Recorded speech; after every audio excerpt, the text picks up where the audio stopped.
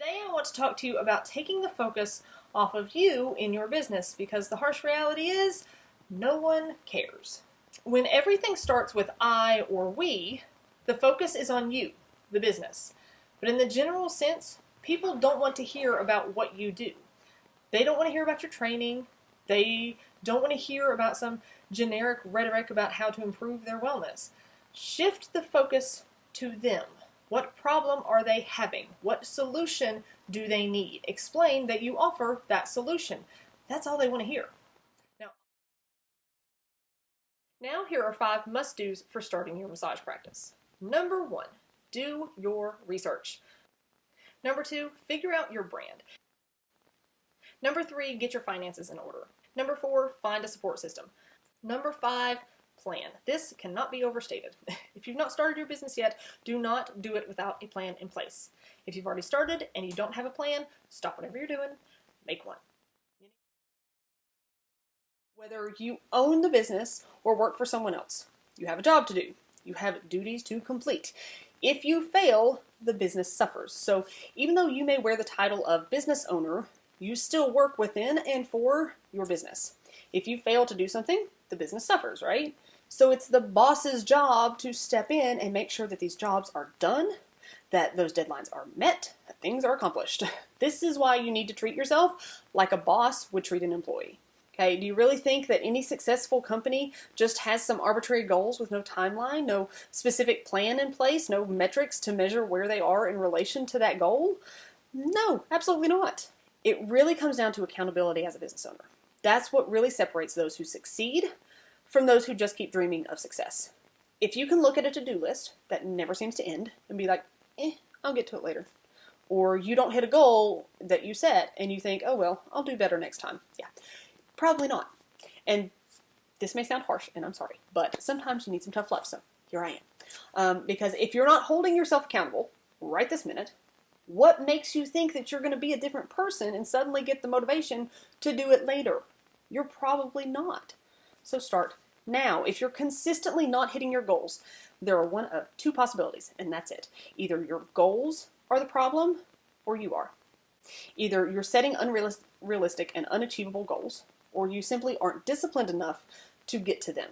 So, while yes, you may very well be desperate for clients, you're struggling to pay the bills, you've got numerous empty appointment slots in your book, or whatever the case may be for you, you never want to appear desperate. If you're not turning some people off and making them quickly realize that you're not the right fit for them, your message is far too broad. And once they look deeper, they may realize you're not right for them. And now you've just wasted their time too. And last but most definitely not least, number 3, too many choices. This is a death sentence for sales for many businesses. The human brain is designed to burn the least amount of calories it possibly can, so it gets lazy. It doesn't like to spend a long time trying to figure something out. Our brains prefer to take the easy way out. Just like with making your message clear, the choices a client is going to make need to be clear as well.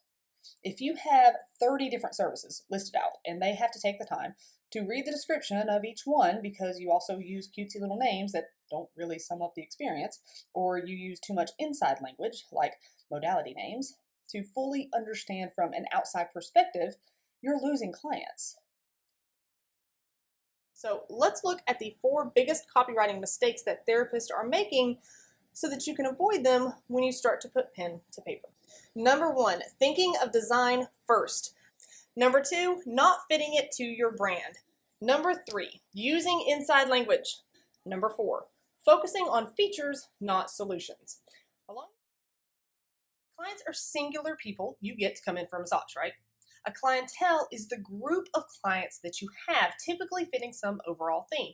And while you may think it's no big deal, it really is. It really comes down to this. Always think of the big picture, not just filling a spot on your books. Consider if that client fits your ideal client profile and if they would be a good part of your overall clientele. If not, then they're just a client to take an appointment. And while that may get you to your short-term goal, it's not going to do much for the long-term success of your practice. You may have been told that you were supposed to have a specific niche, this untapped corner of the market filled with people who need you. While a lot of other business experts talk more about always focusing on your ideal client. But there is a big distinction between these two that we really have to make, because a lot of therapists get confused and end up getting a little too scattered with this idea. So let me break this down for you so that it makes more sense and you can see what steps to take.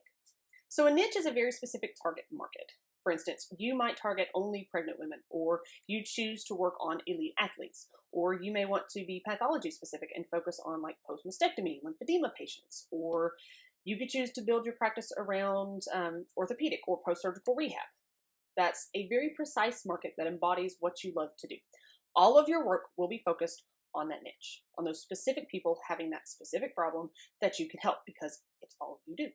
On the other side of this, an ideal client is a person that you can imagine in your head, or maybe you really have as a client already, who is perfect for you and your business. They respect your time, are always friendly, they follow through on the advice that you give, they need or prefer your specialization if you have one, and generally they make you happy to work on them.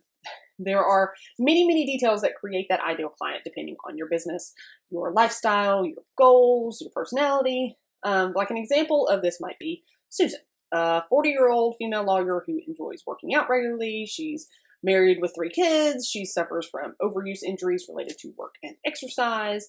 She comes in for massage once a week. She's always on time. She appreciates the work, and she happily pays full price. This is the person who embodies all that you want in a client. Okay, why is it important to come up with this imaginary person? Because this is who you're trying to attract. Because this is who you want the bulk of your clientele to be like. Because this is who you need to talk to in every piece of your marketing. You need